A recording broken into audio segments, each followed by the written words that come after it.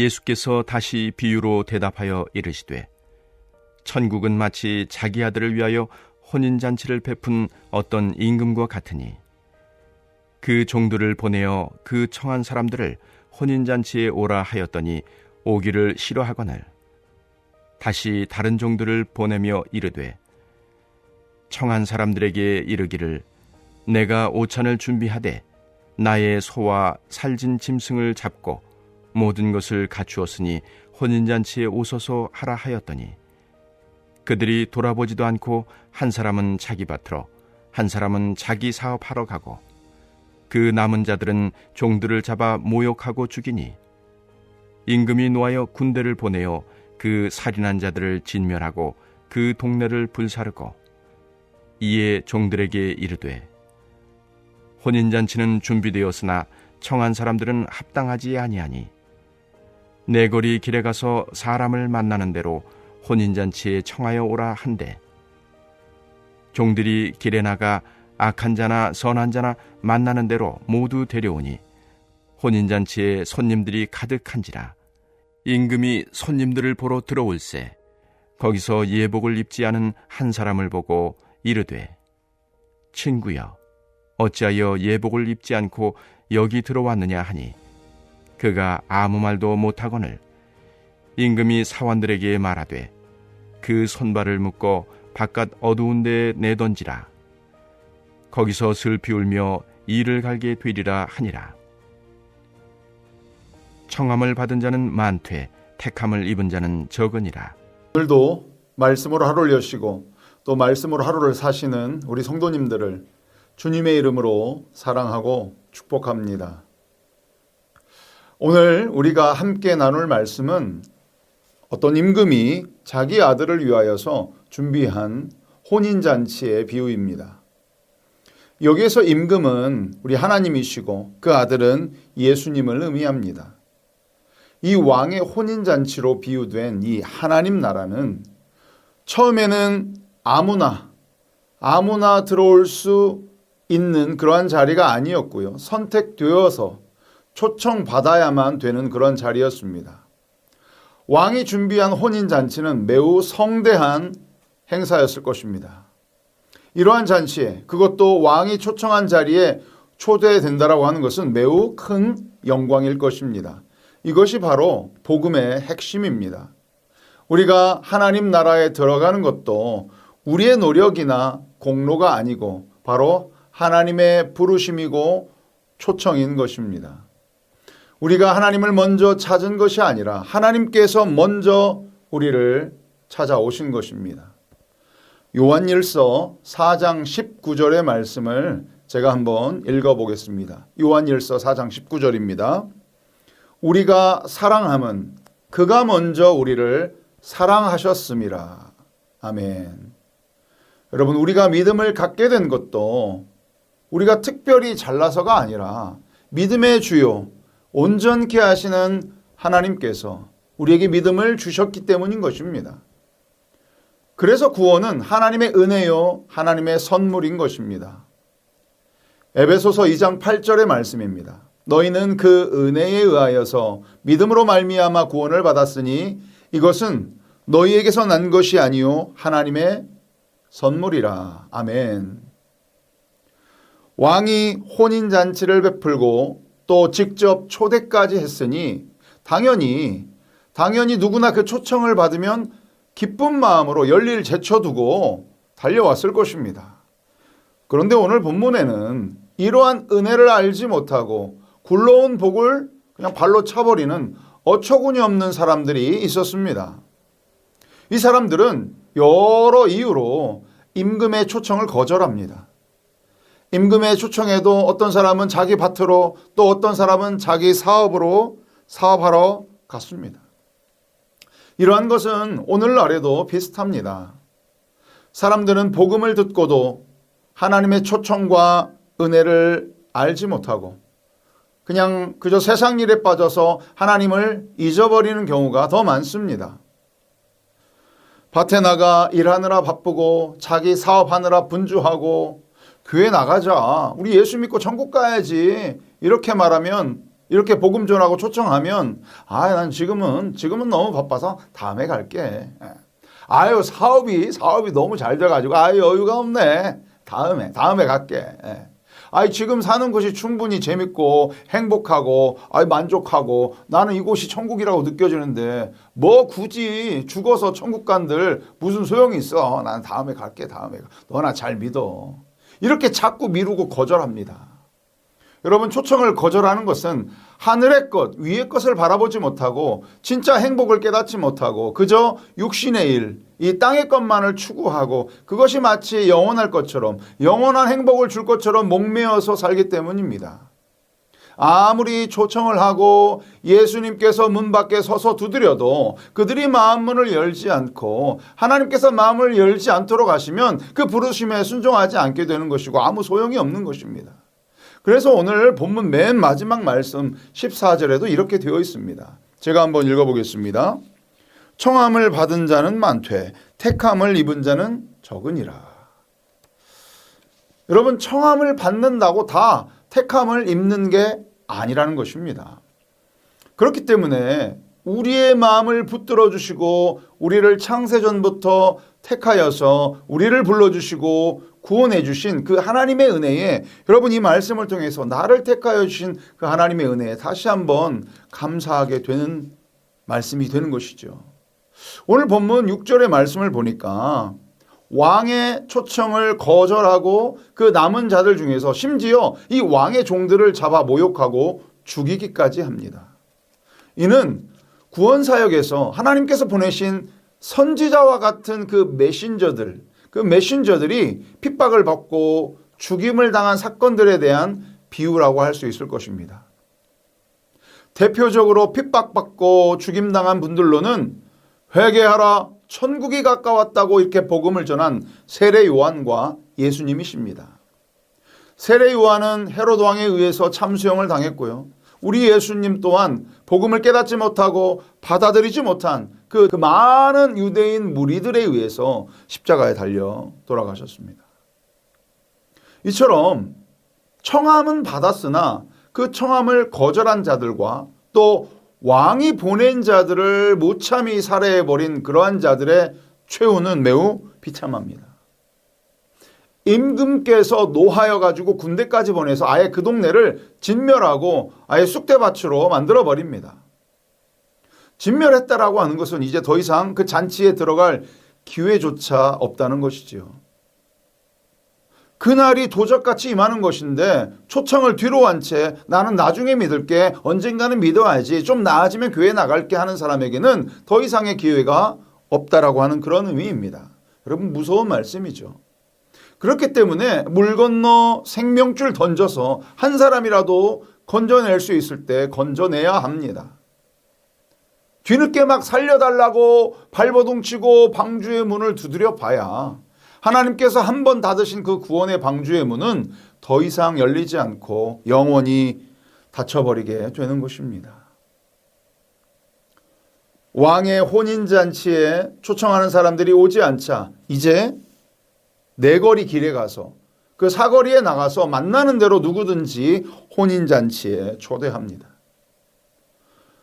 왕의 혼인잔치에 들어올 수 있는 첫 번째 방법이 초청이었다고 말씀드렸습니다. 이것은 왕의 잔치이기 때문에 아마도 어느 정도는 그 잔치에 참여할 수 있는, 참여하는 그 대상을 일정 정도 선별했을 것입니다. 그래서 누구누구 이 사람 저 사람 잔치에 올 명단을 뽑아서 초청장을 만들고 그들을 초청했던 것입니다. 왕은 이 초대되는 사람들을 존중하는 마음으로 그들의 초청을 확인하기 위해서 종들을 보낸 것이고, 이것은 어쩌면 초청을 받은 사람들이 얻은 특권과 자격을 의미하는 것이겠죠. 그런데 그들이 여러 가지 핑계로 여러 종들을 보내서 요청을 했음에도 불구하고 거절했던 것입니다. 왕의 혼인잔치의 두 번째 초청 방식은 조금 달라졌습니다. 그냥 길에 나가서 무작위로 사람들을 초청하고 데려왔습니다. 그렇게 하다 보니까 이제 혼인잔치에 제법 손님들로 가득 차게 되었습니다. 첫 번째 혼인잔치에 이 초대된 자들은 유대인들을 비유한 것이고요. 이 두 번째 혼인잔치에 초대된 자들은 바로 이방인들을 비유한 것입니다. 유대인들은 자신들만이 하나님께서 특별히 초청하고 초대해서 선택된 백성이라고 여기면서 이 선민사상에 교만했고, 선지자들의 예언과 예수 그리스도의 오심을 알지 못하고 믿지 못하고 오히려 거절하고 자신들만의 이 구원 방식인 율법만을 고집한 채 천국잔치의 택함을 입지 못하게 된 것입니다. 유대인들은 율법적으로 의로운 자들만 구원받는다, 그렇게 여겼지만은 우리 하나님의 구원 방식은 절대 그렇지 않습니다. 오늘 본문 10절의 말씀을 제가 한번 읽어보겠습니다. 종들이 길에 나가 악한 자나 선한 자나 만나는 대로 모두 데려오니 혼인잔치에 손님들이 가득한지라. 당시 유대 백성이 아닌 이방인들은 그저 그냥 선택받지 못한 죄인 취급받던 사람들이었습니다. 왕은 혼인잔치에 이런 악한 자나 선한 자나 모두 데려오게 한 것입니다. 여러분, 이것이 복음의 놀라운 특징이고 은혜입니다. 하나님 나라는 어떠한 특정한 사람들만 들어가는 것이 아닙니다. 누가복음 5장 32절의 말씀도 제가 한번 읽어보겠습니다.